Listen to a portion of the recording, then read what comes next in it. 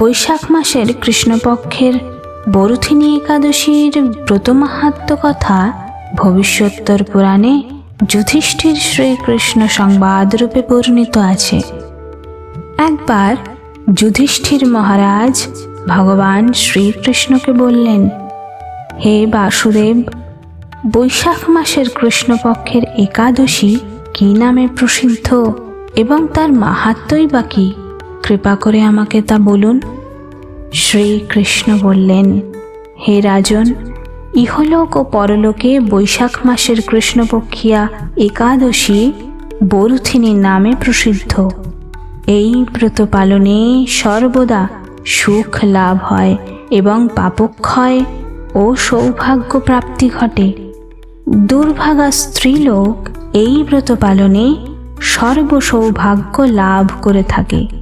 ভক্তি ও মুক্তি প্রদানকারী এই ব্রত সর্বপাপ হরণ করে এবং গর্ভবাস যন্ত্রণা বিনাশ করে।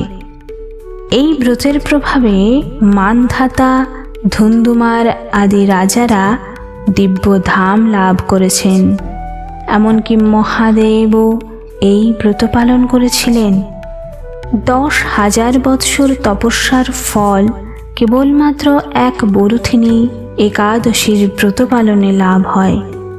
যে শ্রদ্ধাবান ব্যক্তি এই ব্রত পালন করেন তিনি ইহলোক ও পরলোকে সমস্ত প্রকার বাঞ্ছিত ফল লাভ করেন।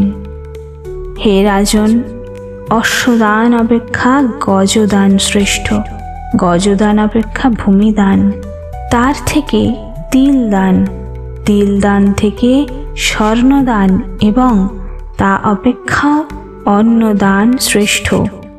অন্নদানের মতো শ্রেষ্ঠ দান আর নেই। পিতৃলোক, দেবলোক ও মানুষেরা অন্নদানেই পরিতৃপ্ত হন। পণ্ডিতেরা কন্যাদানকে অন্নদানের সমান বলে থাকেন। স্বয়ং ভগবান গোদানকে অন্নদানের সমান বলেছেন। আবার এই সমস্ত প্রকার দান থেকেও বিদ্যাদান শ্রেষ্ঠ। কিন্তু এই বরুথিনী একাদশী ব্রত পালনে সেই বিদ্যাদানের সমান ফল লাভ হয়ে থাকে। যে ব্যক্তি বিভিন্ন স্বর্ণ অলঙ্কার সহ কন্যা দান করেন তার পুণ্যের হিসাব স্বয়ং চিত্রগুপ্ত করতে অসমর্থ।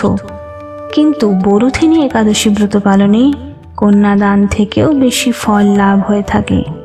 ব্রত পালনকারী ব্যক্তি দশমীর দিনে কাঁসার পাত্রে ভোজন, মাংস, মসুর, ছোলা, শাক, মধু, অন্যের প্রদত্ত অন্নগ্রহণ, 2 বার আহার ও মৈথুন পরিত্যাগ করবে।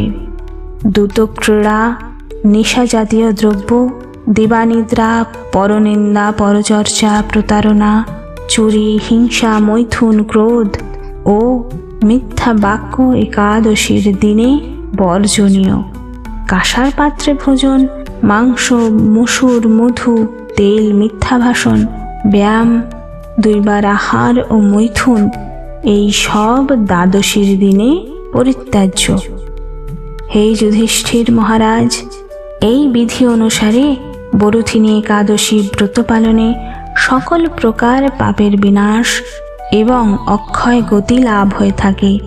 যিনি হরিবাসরে রাত্রে জাগরণ করে ভগবান জনার্দনের পূজা করেন তিনি সর্বপাপ মুক্ত হয়ে পরম গতি লাভ করেন।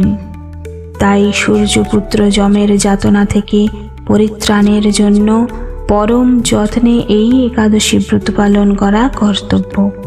বরুথিনী একাদশীর ব্রত কথা শ্রদ্ধা ভরে পাঠ এবং শ্রবণ করলে সহস্র গোদানের ফল লাভ হয়ে থাকে এবং সর্বপাপ থেকে বিমুক্ত হয়ে তার বিষ্ণু লোকে গতি হয়।